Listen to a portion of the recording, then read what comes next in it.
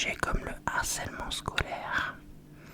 On va parler de se sentir différent, différente, le rapport à l'amitié, le rapport à la famille, plein de sujets épineux, mais qui, je pense, ont besoin d'être exprimés, ont besoin d'être posés et ont besoin d'être mis en lumière pour que malheureusement il y ait moins de drames.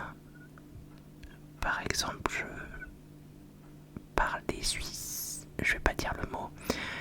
Il y a beaucoup de jeunes qui se suicident suite à diverses situations dont il ou elle pense ne pas pouvoir s'en sortir.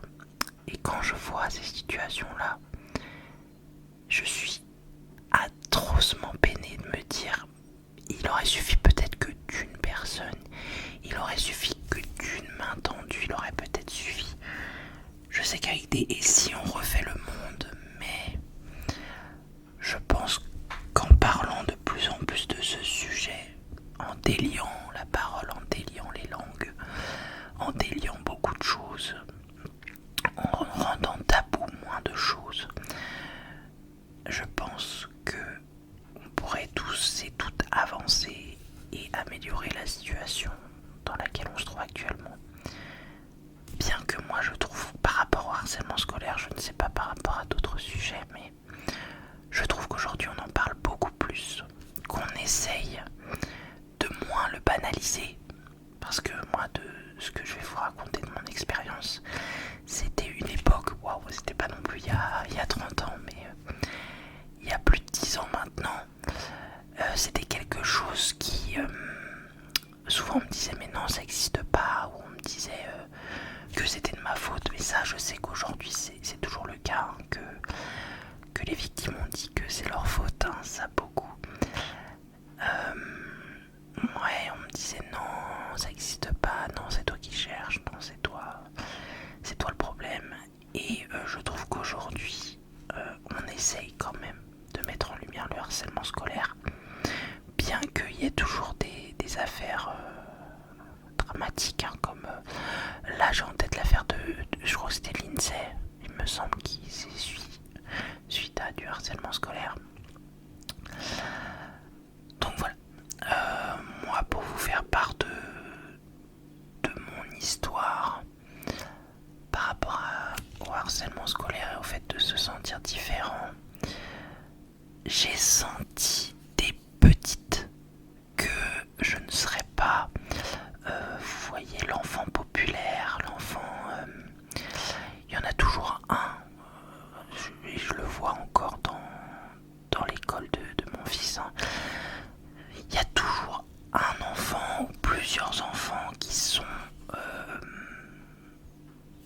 je sais pas trop comment expliquer, mais il y a toujours un groupe ou un enfant qui, c'est comme si tout le monde l'aimait bien, c'est comme s'il était parfait, comme si il était super populaire, super populaire. Voilà, j'ai senti tout de suite que je ne faisais pas partie de ce genre d'enfant, que j'étais plutôt une enfant qui n'était pas comme les autres. Je trouvais que je n'avais pas les mêmes intérêts que les autres, que mes loisirs n'étaient pas les mêmes que les autres. Ça, pour en revenir aux loisirs, ma maman travaillait et a toujours travaillé de la maison. Donc c'est vrai que on n'a jamais, avec mon frère, été en colonie de vacances, on n'a jamais été au centre aéré, on n'a jamais fait d'activités extrascolaires.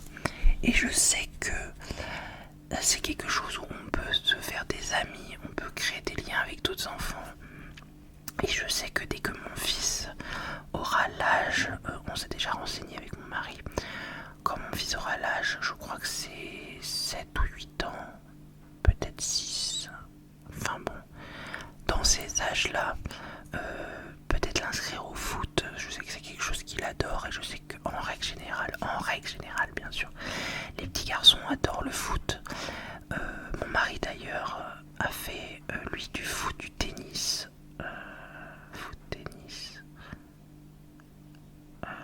et du paintball après quand il foot et de tennis et il a gardé des amis aujourd'hui qu'il côtoyait quand il faisait du foot et du tennis. Et je sais que j'aurais beaucoup aimé plus jeune faire du badminton, c'est quelque chose que j'adorais, mais ma mère a toujours dit non, c'est pas la peine. Non, mais moi je travaille de la maison, donc il n'y a pas besoin d'aller en colonie, il n'y a pas besoin d'ici, il n'y a pas besoin de ça. Enfin bon. Ça, j'ai tout de suite senti que voilà, que il y avait beaucoup de petits groupes et que moi, je trouvais pas forcément ma place là-dedans. Mais c'était pas ça avant le collège en tout cas. Et je pense que c'est souvent le cas, même si aujourd'hui les enfants sont de plus en plus avancés. J'ai l'impression qu'avant le collège, on est assez innocent, on est assez gentil, on est assez tolérant peut-être. En tout cas, moi je trouve que quand moi j'étais à l'école, je sais pas aujourd'hui si c'est le cas, et je m'en rendrai bien compte avec mon fils de toute manière, que avant le collège, je sentais que j'étais pas comme les autres, mais les autres étaient plutôt gentils, étaient plutôt tolérants, étaient plutôt curieux même. Les professeurs étaient très gentils. Moi j'ai souvenir en primaire de ma prof de CM1, CM2 qui était Madame Thomas, d'ailleurs j'ai toujours son nom. Elle était exceptionnelle, elle était rayonnante. Tu sentais qu'elle avait envie de nous apprendre des choses. Et j'étais petite, hein, pourtant je devais avoir peut-être 9-10 ans. Et j'ai des super souvenirs de cette prof-là, enfin, de cette maîtresse, parce qu'on dit maîtresse quand on est tout petit comme ça. De cette maîtresse vraiment exceptionnelle, que je sais que j'ai eu des belles années de primaire grâce à elle. J'ai des souvenirs de cours parce que je suis quelqu'un qui déteste les mathématiques. Ça a été la dégringolade, hein, de toute façon, au collège, au lycée. Les mathématiques et moi on est très fâchés.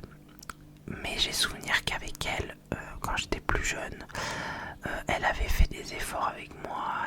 Elle m'avait prise toute seule, elle m'avait essayé de m'expliquer des choses. Elle avait vraiment pris son temps et je pense que dans toute ma scolarité, je peux compter sur les doigts d'une main les professeurs qui ont vraiment été gentils avec moi. Alors est-ce que c'est moi ou eux, je ne sais pas, ou est-ce que c'est une profession où on va... Enfin, moi je trouve que c'est une profession qu'on ne doit pas prendre par défaut et qu'on doit un minimum aimer les enfants et un minimum être pédagogue pour faire ce métier-là. Soit. Du coup, quand je suis rentrée au collège, c'est là où j'ai senti énormément le jugement, énormément le fait que j'étais différente, parce que moi je suis arrivée en 6ème, dans ma classe je n'avais aucune copine, aucun copain, je ne connaissais quasiment personne, parce que je suis née en 2000, je suis une 2000, et en 2000 il y a eu le baby boom, pour certains qui le savent. Il y avait énormément d'enfants. Moi j'ai toujours été dans des grosses classes de 40. J'ai toujours été dans des gros trucs. Et à chaque fois on nous disait oui, ben vos parents, ils n'ont pas été très originaux de vous faire en 2000. Soit. C'est pas moi qui ai décidé ça, hein, mais en tout cas j'ai toujours ce souvenir des excuses des profs comme quoi ouais vous êtes des 2000 donc c'est normal que vous êtes beaucoup. Donc c'était la 6ème D, je m'en souviens encore parce que j'ai été dans les derniers appelés, parce qu'ils s'appelaient 6ème A, 6ème B, 6ème C, et moi j'étais en 6ème D. J'avais l'impression qu'on m'appellerait jamais, mais on a bien fini par m'appeler. Je ne connaissais personne. Il y avait peut-être un ou deux visages qui m'étaient un peu familiers, mais en règle générale, je n'ai pas souvenir de connaître les gens avec qui je me suis trouvé. Et j'ai tout de suite senti quand on s'est présentés les uns les autres que moi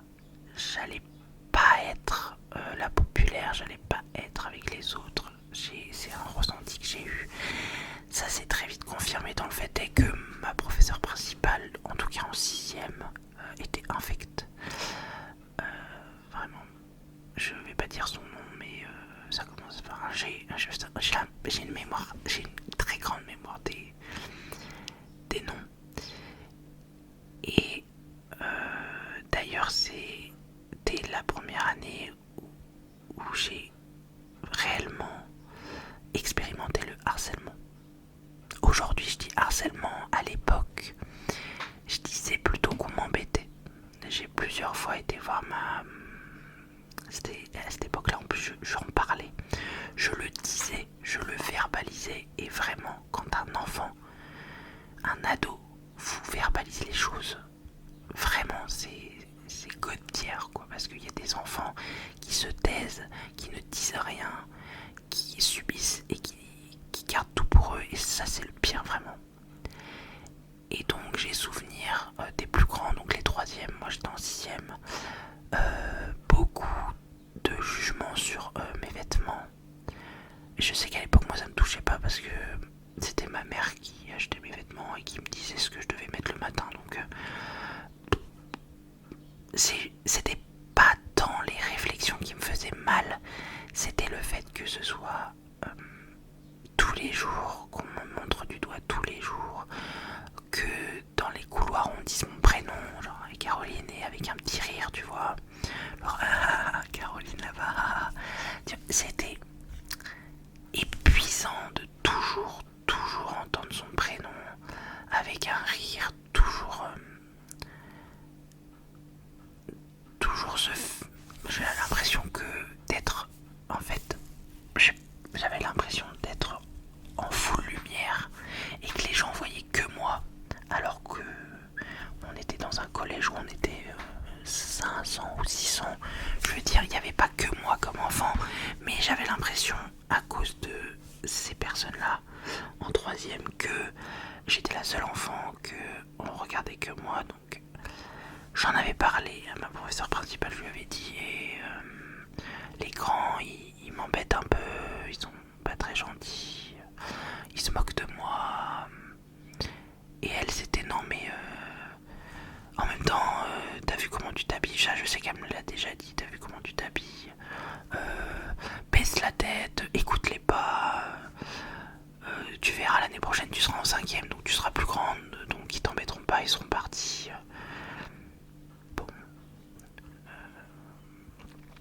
ma foi, j'ai rien dit, mais je sais que l'année de sixième a été la plus cool entre guillemets, dans le sens où il y avait juste voilà des réflexions, des rires dans les couloirs. Je sais que cette année de sixième, je m'étais pas fait d'amis dans ma classe. Je mangeais seul à midi par exemple. Ça, je sais que ça m'a... C'est une des choses qui m'a énormément blessée, c'est le fait de manger toute seule et d'être toute seule pendant les récréations. Pour moi, les récréations, c'était tellement long parce que j'étais assise à un banc et j'attendais que ça passe. Ça, et le midi, je prenais mon plateau et je me mettais toute seule à une table. Je mangeais et voilà, j'attendais que ça passe. Vraiment, ça c'était les deux moments où ça a été difficile pour moi. Parce que tu vois les autres jouer ensemble et toi t'es là et tu te dis pourquoi il y en a pas un qui me dit viens manger avec nous? Pourquoi toi t'as pas d'amis? Pourquoi ça pendant mon année de sixième ça a été beaucoup pourquoi moi. Voilà, ça a été beaucoup de pourquoi. Mais vraiment, ça m'embêtait, mais c'était pas... Est-ce que ça m'atteignait beaucoup? Je crois pas. Parce qu'aujourd'hui, quand je pense à mon année de sixième, j'ai pas forcément hyper mal à mon petit cœur, mais voilà, j'ai surtout ce souvenir de solitude,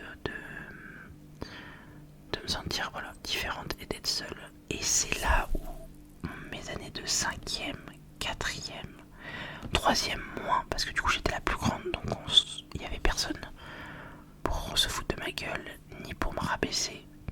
Encore mon année de troisième qui s'est bien passée, parce que voilà, j'étais la plus grande. En fait, les grands se passaient le mot vis-à-vis de moi, parce que de mon année de cinquième à quatrième, c'était pas les mêmes grands qui m'ont fait chier, mais eux, ils se sont passés le mot. Donc j'ai souvenir de mon année de cinquième et quatrième vis-à-vis du harcèlement scolaire où là, moi j'avais grimpé d'un niveau parce que je m'habillais par exemple avec des chaussettes arc-en-ciel. Je m'attachais les cheveux tous les jours d'une manière différente. Donc je faisais des tresses, je faisais des couettes, je faisais des trucs, des machins, des pidules. J'avais une robe, je me souviens, violette avec des paillettes. Enfin, moi j'adore. Même aujourd'hui, j'adore. Quand j'avais les cheveux plus longs, j'adorais m'attacher les cheveux.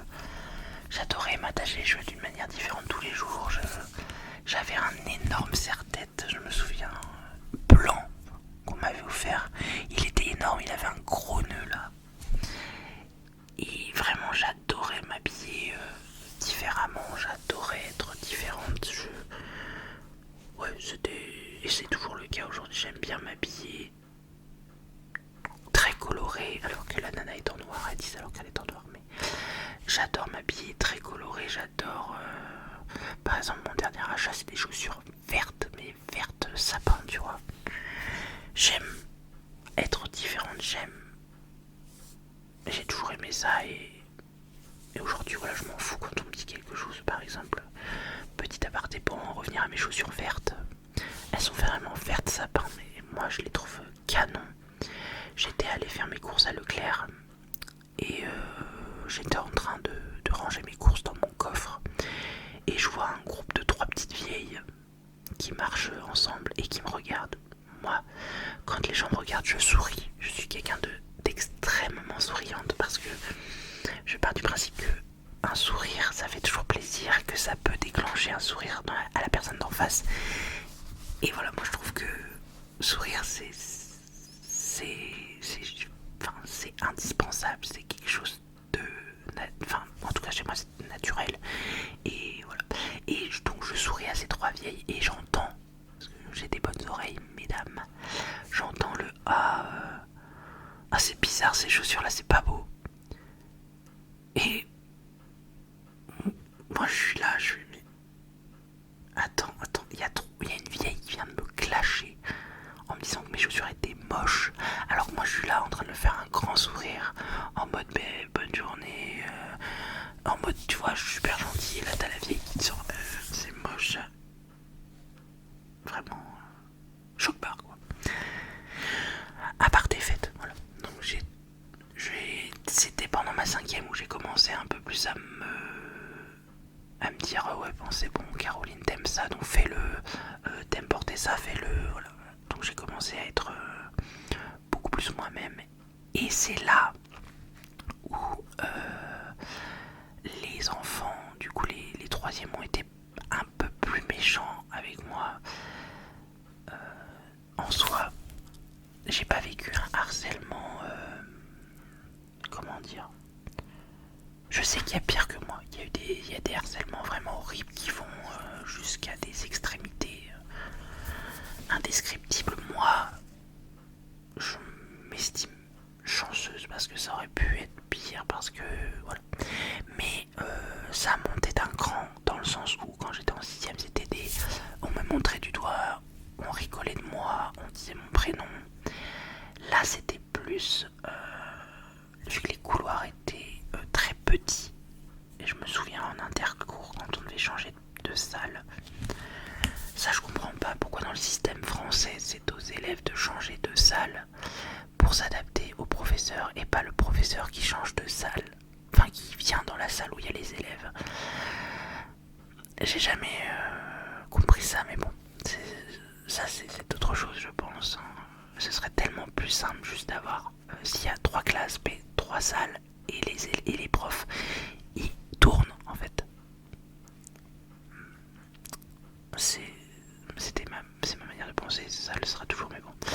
Du coup, pendant les interclasses, quand on devait changer de classe pour aller dans, par exemple, t'étais en salle 32 mathématiques, il fallait que t'ailles en salle 37 histoire géo, voilà, par exemple.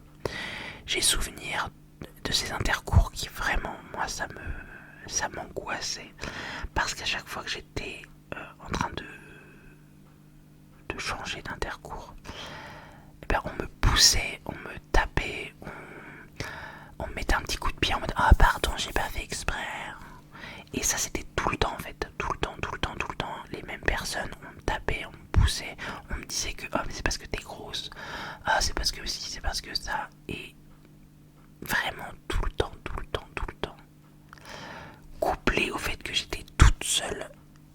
j'avais enfin réussi à me faire une amie, une amie, c'était Marion je crois, ou Lucille, une des deux. Je m'étais fait une amie mais elle n'était pas dans la même classe que moi, et du coup pendant les récréations j'étais pas toute seule, j'avais cette amie plus l'amie de cette amie qui est devenue mon amie après plus tard, mais en tout cas elles étaient deux, mais elles n'étaient pas dans ma classe, elles ont jamais été dans ma classe d'ailleurs, c'est vrai que c'est dommage, mais on va l'appeler L et M. Donc L et M, c'était des amis, voilà, génial, et j'en ai des super souvenirs. Même si du coup, vu que elles deux étaient dans la même classe, elles ont toujours eu une meilleure relation que moi qui était dans une autre classe. C'est pour ça que j'ai toujours très mal vécu de pas être avec elles, mais ça c'est la vie, c'est pas moi qui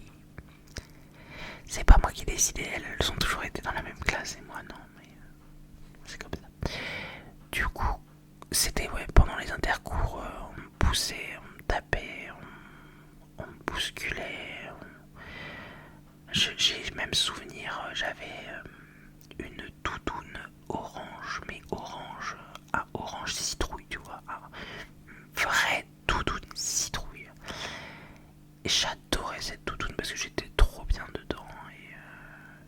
Et il y avait, je me souviens de cette doudoune qui a été toute, on me mettait des coups de ciseaux dedans, et tellement on me tapait, tellement on me poussait, mais ma doudoune s'était fortement abîmée. Et j'avais pas pu la garder parce qu'elle était trop abîmée. Ça m'avait beaucoup attristé et j'ai souvenir du coup d'en parler encore, il me semble, quand on faisait les conseils de classe avant, la prof posait des questions à toute la classe en mode est-ce qu'il y a des... ça je comprends pas, et j'espère que ça se fait toujours, ça se fait plus. C'était avant les conseils de classe, en fait on avait une heure de vie de classe et la prof posait des questions et il fallait lever la main, lever la main pour oui ou lever la main pour non. Et elle disait est-ce qu'il y a des gens qui se font harceler ici? Et en gros, fallait que tu lèves la main devant toute la classe. Et après, devant toute la classe, que tu dises mais alors il y a un tel il m'embête, il y a un tel il fait ça, et truc. Et je sais qu'il y a eu une fois où j'ai levé la main et j'ai dit il y a l'écran il m'embête, et je me souviens pleurer. Donc devant toute la classe, enfin sur voilà, de dire ben voilà il y a ça qui va pas, je me sens mal, ça m'énerve. Et je vois cette prof rire et dire mais non mais le harcèlement ça n'existe pas, c'est toi qui as dû chercher, est-ce que tu as fait quelque chose de mal, est-ce que... Et encore une fois ça m'énerve parce que quand un enfant pleure, quand un enfant vous dit que ça va pas, déjà c'est qu'il a fait la démarche de te le dire. Moi j'avais fait la démarche de te dire que ça n'allait pas, que... Et c'était pas passé, c'était toujours toi.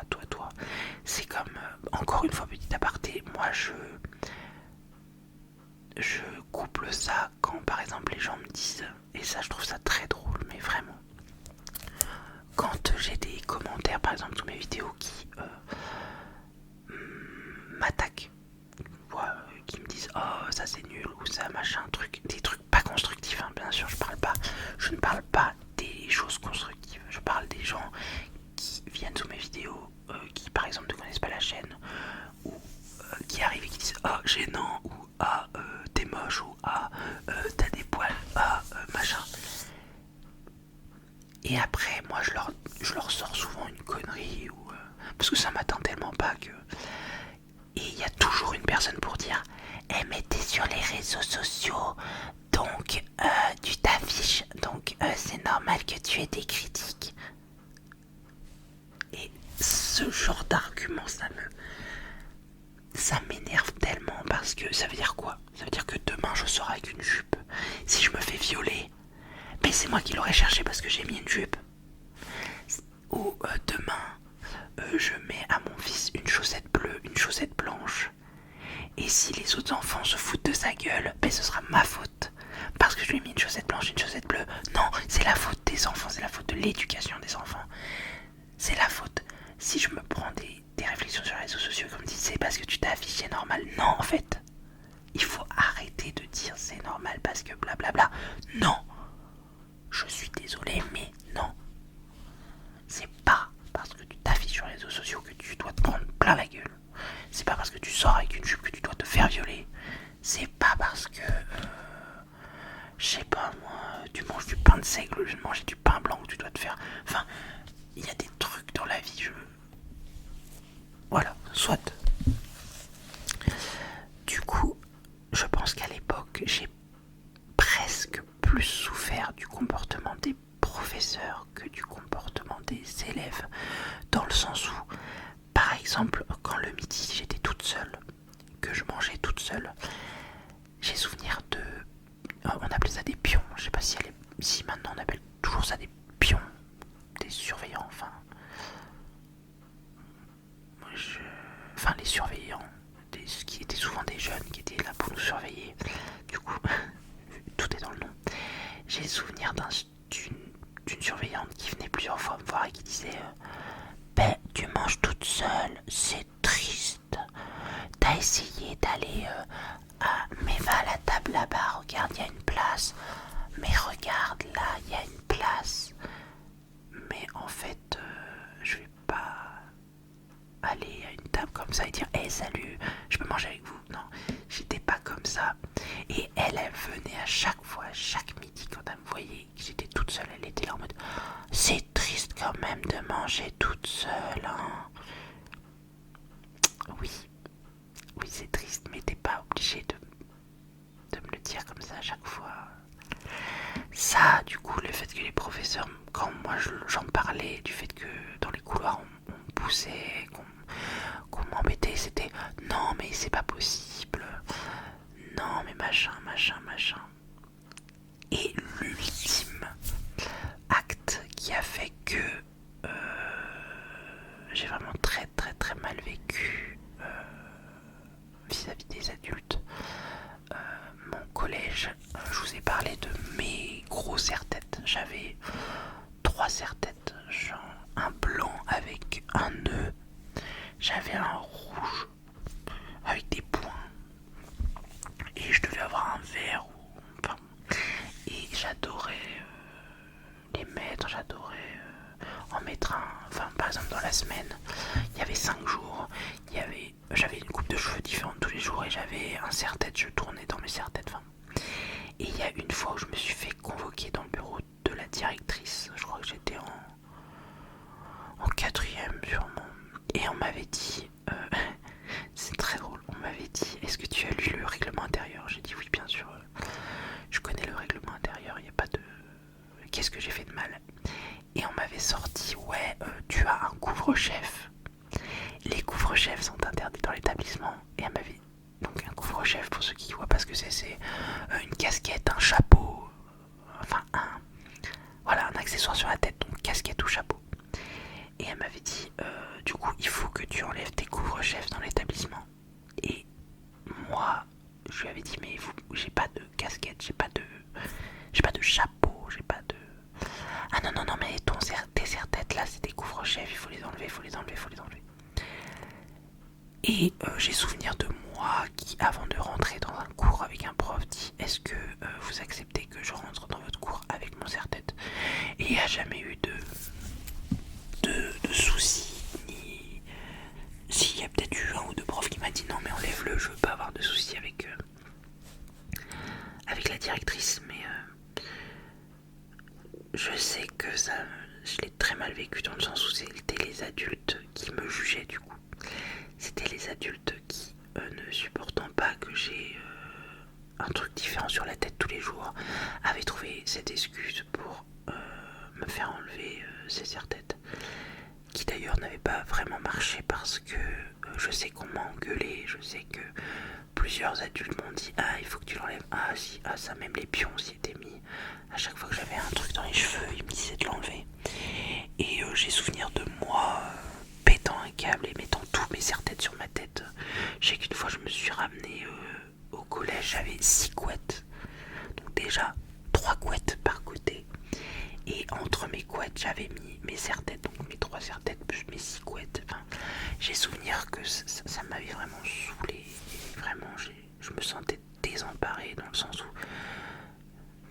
déjà que je me faisais bully par les élèves dans les couloirs, déjà que je me faisais emmerder, et ben il y avait les profs qui m'emmerdaient en plus. Enfin, c'était chiant de fou. Et vraiment les seuls amis que j'ai eus pendant mon collège, ça a été L et M, qui sont restés des amis. Elle est allée dans le même lycée que moi. Encore une fois, on n'a pas été dans la même classe. Et M est allée dans un lycée plus loin. Et M, on a été très fusionnels longtemps. On aimait toutes les deux les animés. On aimait la culture asiatique. On parlait beaucoup. M, ça a été vraiment... Et aujourd'hui, ça me fait toujours mal et ça me fera toujours mal. Ça me fera mal toute ma vie, je pense. Parce que M, je l'ai aimé et aujourd'hui, je l'aime toujours très fort, même si on a dû couper les liens toutes les deux. Mais M, c'était une personne fantastique. Ça a toujours été quelqu'un de génial. Moi, je suis quelqu'un de très loyal en amitié. Je sais que quand j'aime quelqu'un, en règle générale, je l'aime toute ma vie. Et je pense que je l'aimerai toujours, malgré tout ce qui s'est passé. Donc, pour tout ce qui est harcèlement, moi, aujourd'hui, je sais que quand on en parle, je pense qu'on est mieux servi. Je pense que les gens ont conscience que ça existe. Donc la phrase non, ça n'existe pas. Je pense que aujourd'hui, je pense décemment qu'elle n'a pas sa place. Donc, si toi, tu vis dans une situation où à l'école ça va pas vis-à-vis des autres, vraiment, parle-en.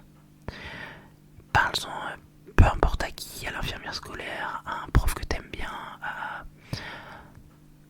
à un pion, une surveillante,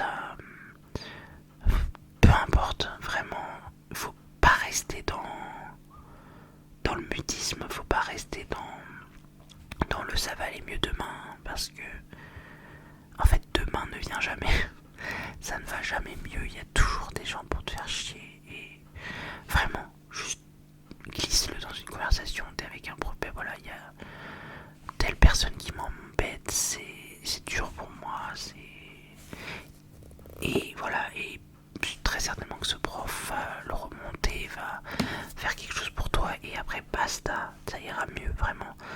On n'est pas à l'école pour se faire charrier, on n'est pas à l'école pour se faire emmerder, et vraiment je sais que j'aurais mieux vécu mes années de collège si il n'y avait pas eu ces emmerdes là.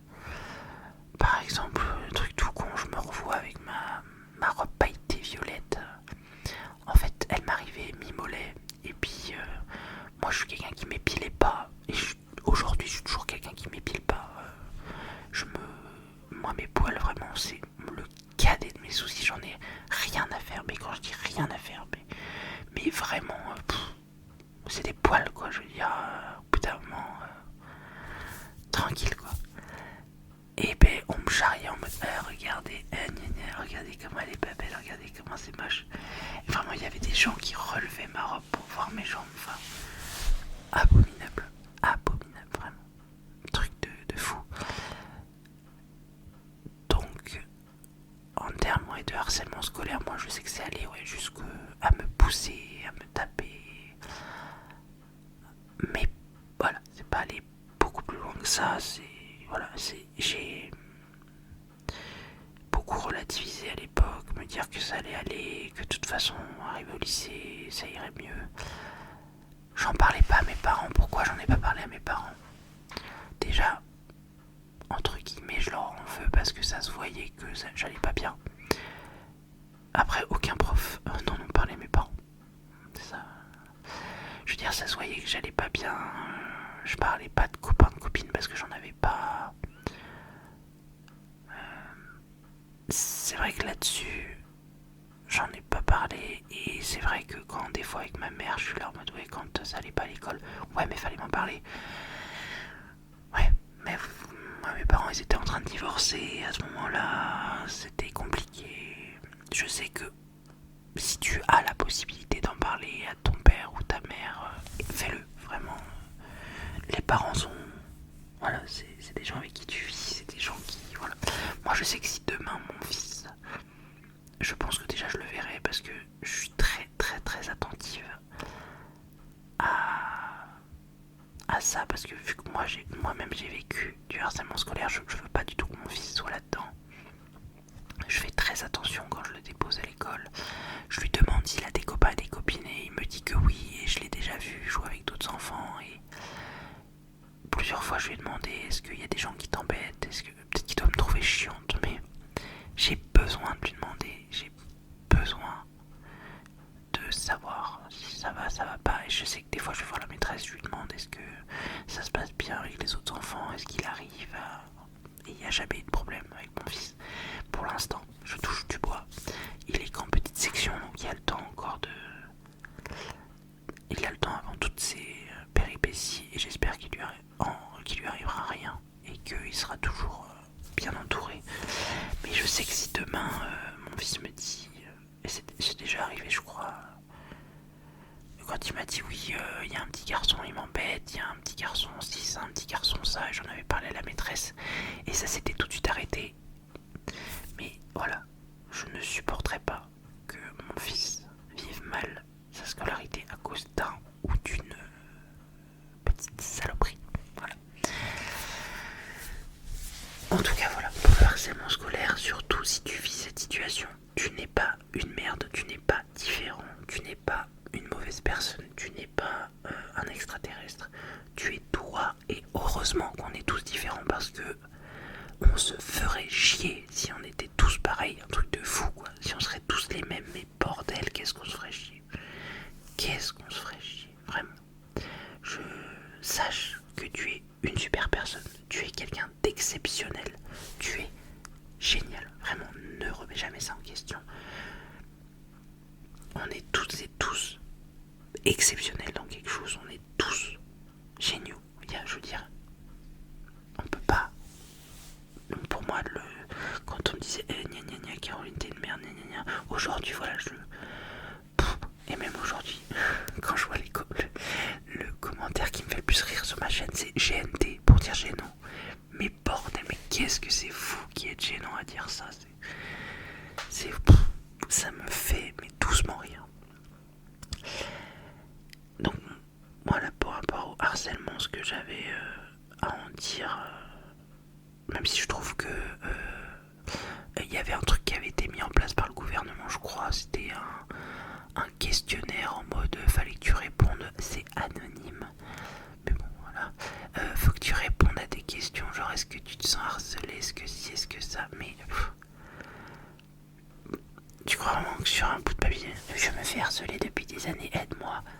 Putain, j'espère que si tu es pas bien et que tu as répondu à ce questionnaire comme ça, tant mieux si c'était la manière pour t'en sortir. Mais vraiment, moi je pense pas que c'est une solution de juste mettre un bout de papier et puis de se dire hey, s'ils se font harceler, ils vont nous le dire et puis voilà.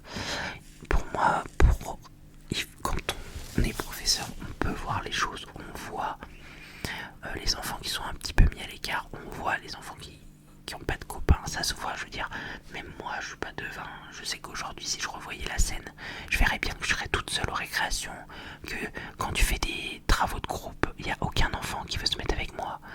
Le truc le plus douloureux c'est quand t'es en sport et que on fait des équipes et que t'es toujours la dernière à être choisie et que en plus d'être la dernière à être choisie, l'équipe bouffe, l'équipe est énervée parce que t'es avec eux, ils sont pas contents parce que voilà, c'est Caroline, gna gna gna. Tu vois, je veux dire, en tant que professeur, tu le vois, tu peux pas faire genre tu l'as pas vu, c'est pas possible, c'est pas.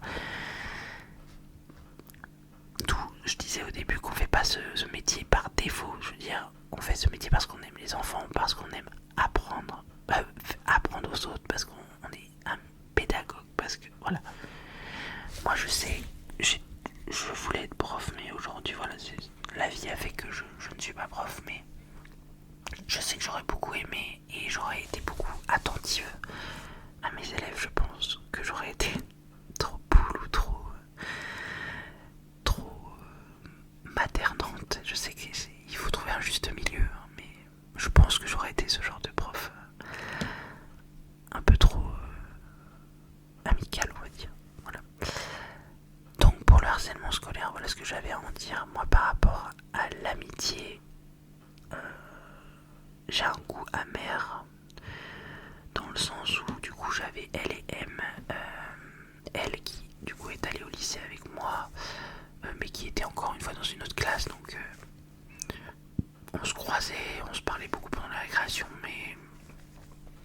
voilà, le lien c'est jamais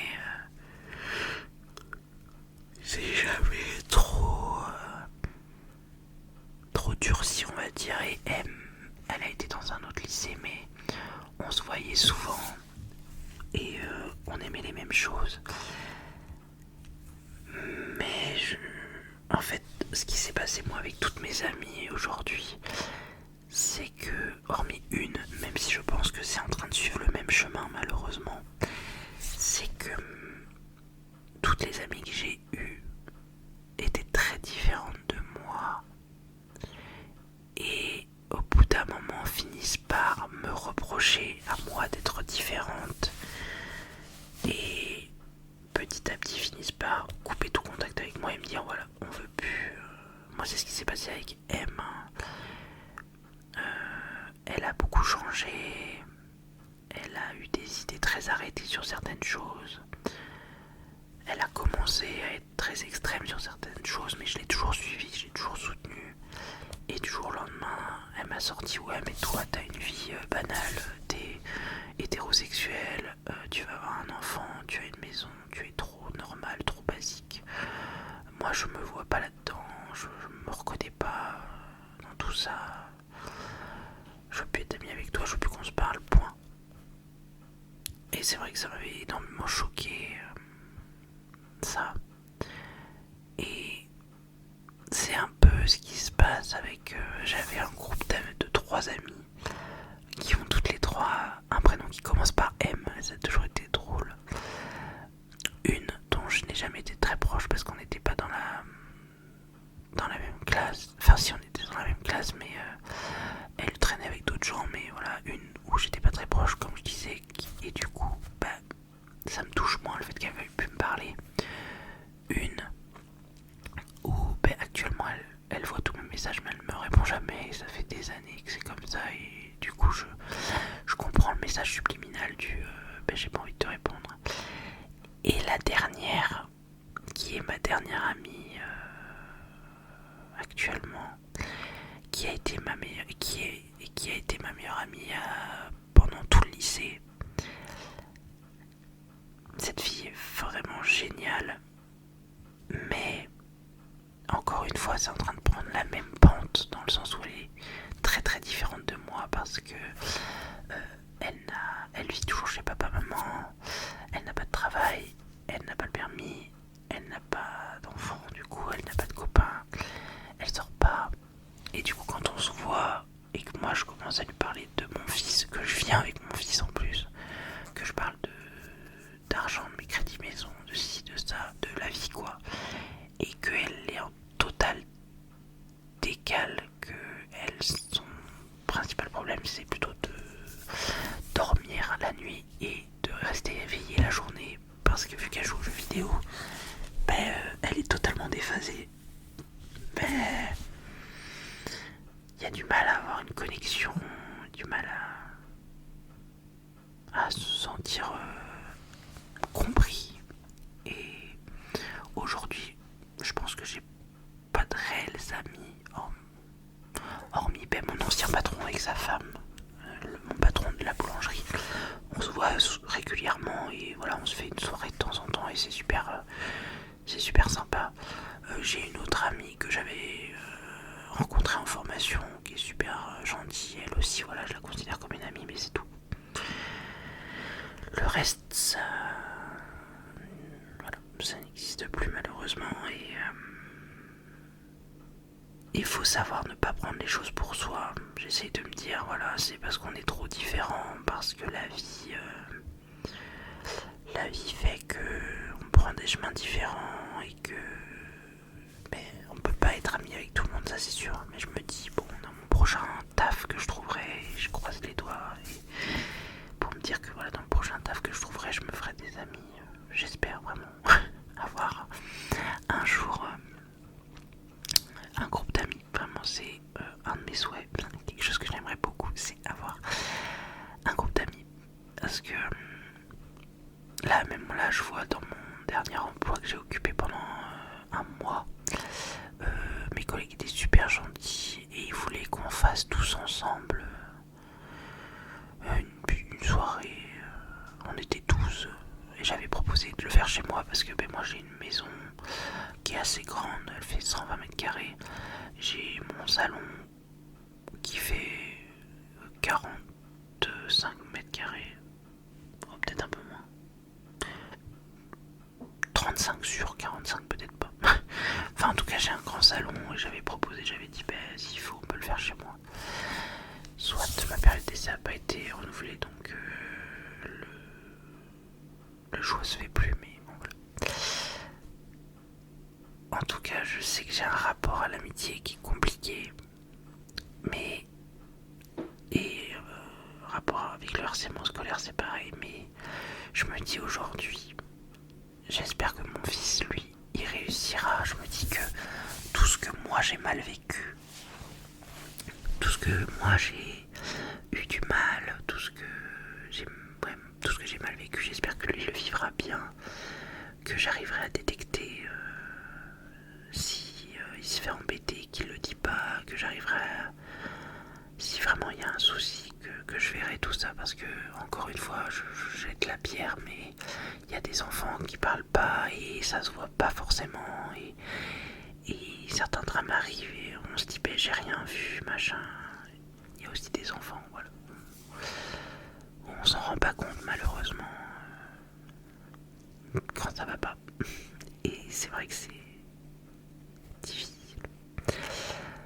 Voilà, c'était un blabla assez long sur le harcèlement scolaire, beaucoup sur le harcèlement scolaire, un peu sur le rapport à l'amitié. Et aujourd'hui, comme je l'ai dit en vidéo, je suis en objectif de perte de poids. J'ai déjà perdu 8 kilos maintenant aujourd'hui. Je me sens bien dans mon corps, je me sens à l'aise, je me sens bien. Et je me dis que voilà, en renvoyant l'image de quelqu'un qui se sent bien, en souriant, en allant vers les autres, qu'un jour, comme je l'ai dit, quand je trouverai un travail décent qui me plaît, j'espère m'entendre avec mes collègues et me faire des amis.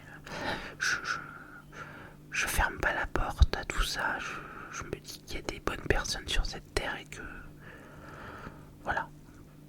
Après en parlant de bonnes personnes et tout ça, je remercie tous ceux qui déjà commentent mes vidéos et qui laissent des messages mais tellement gentils. Vous savez pas à quel point ça me touche, à quel point ça me fait plaisir de lire des fois je lis des trucs, j'ai la petite larme au coin de l'œil tellement c'est mignon, tellement c'est gentil. J'ai 8000 abonnés et vraiment pour moi chaque personne qui se sont abonnés sur ma chaîne, pour moi c'est dingue, c'est un truc de fou. Et je remercie aussi ceux qui prennent le temps de m'écrire des mails, parce que ça c'est encore une autre démarche, parce que le fait de chercher mon adresse mail dans ma barre de description, de prendre le temps d'écrire un message, vraiment c'est incroyable. Je veux dire, je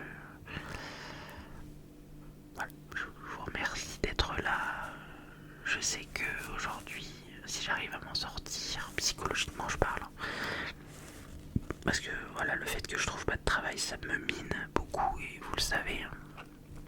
Mais le fait que vous soyez là tous, c'est vrai que j'arrive à passer outre, à me bouger les fesses et me dire regarde, tous ceux qui te suivent et tous ceux qui te soutiennent, tu vas y arriver, tu vas te battre, tu vas... Déjà je me bats pour mon fils et mon mari, c'est sûr, mais je me bats aussi parce que vous êtes tous là, quoi. Voilà, c'était une vidéo où j'ai beaucoup parlé de moi, mais n'hésite pas, si toi en commentaire tu as besoin de parler de ces sujets-là également, en termes de harcèlement scolaire, en termes d'amitié, en termes de santé mentale, tout ça, si tu as besoin d'en parler déjà, encore une fois, comme je l'ai dit, il y a mon adresse mail si tu veux pas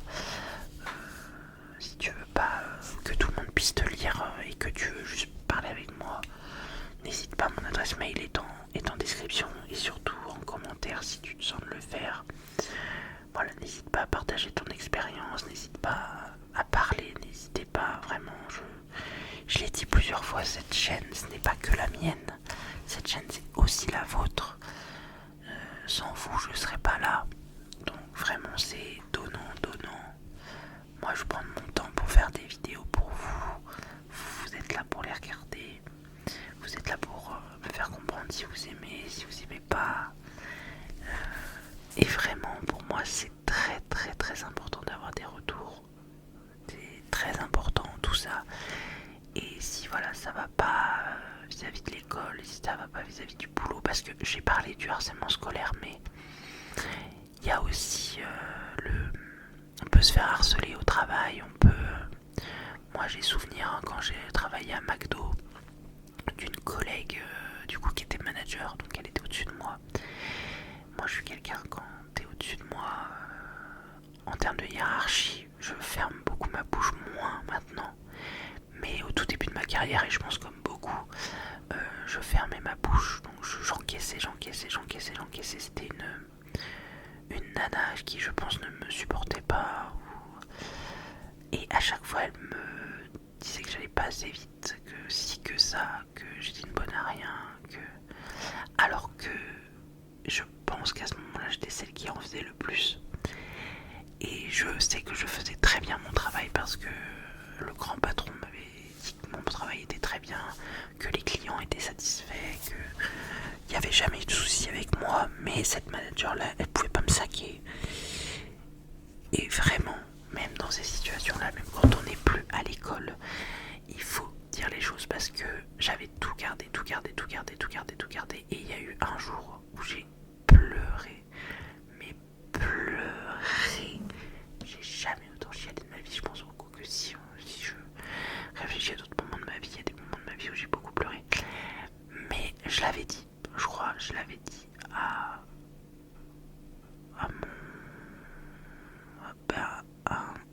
une autre manageuse. Je crois que oui, j'en avais parlé à une autre manageuse et j'en avais parlé à quelqu'un au-dessus des managers. Je leur avais dit ouais non mais là c'est plus possible, c'est tous les jours, elle a un truc à me dire, il n'y a jamais rien qui va, et même quand tout va bien, ben, elle va pas te féliciter, elle va forcément te lancer un truc à la gueule, enfin, jamais rien n'allait avec elle, c'était épuisant.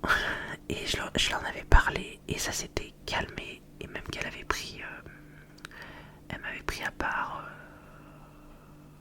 on avait parlé pendant 10-15 minutes où elle s'excusait, où elle me disait qu'elle s'était pas forcément rendu compte qu'elle était désagréable, qu'elle s'en voulait, qu'elle allait faire des efforts, et elle a fait des efforts, et elle est devenue beaucoup plus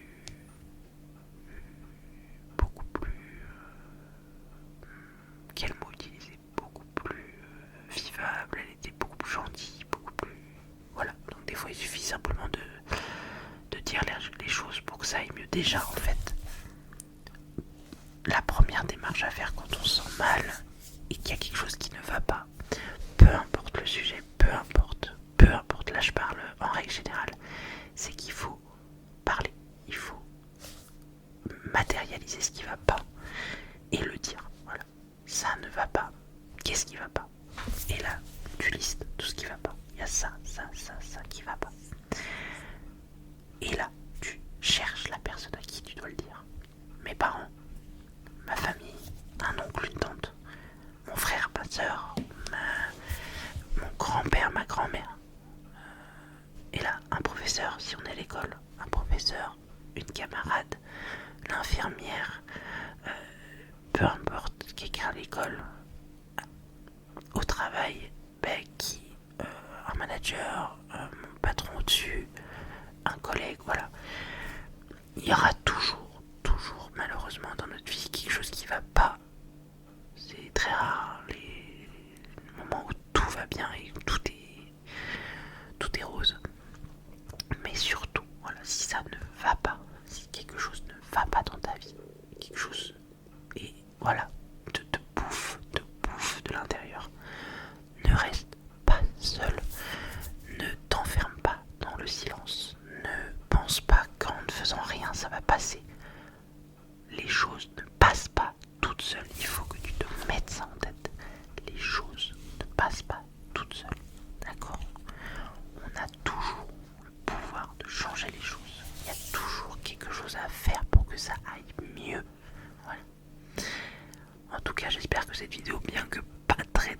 sérieuse t'aura plu. Moi j'ai adoré juste me poser voilà, sur ma chaise là et discuter avec toi de toute cette vie que j'ai eue. Hein. Ouh là là, on dirait que j'ai 50 piges quand je dis ça, alors que je ne vais en avoir que 25. J'ai parlé d'un temps, voilà, où les professeurs disaient que... Non mais je me prends pour qui? Des fois je me demande pour qui je me prends. C'est très drôle. Mais voilà, j'aime bien ce genre de vidéo où je me pose et c'est comme si vous étiez devant moi et qu'on avait un dialogue ensemble. Mais vraiment, voilà, c'était très sympa à tourner. N'hésite pas à me dire en commentaire ce que tu en as pensé. N'hésite pas à me donner un autre sujet si jamais je pourrais m'exprimer sur d'autres trucs. Par exemple le deuil, parce que c'est vrai que c'est quelque chose que j'ai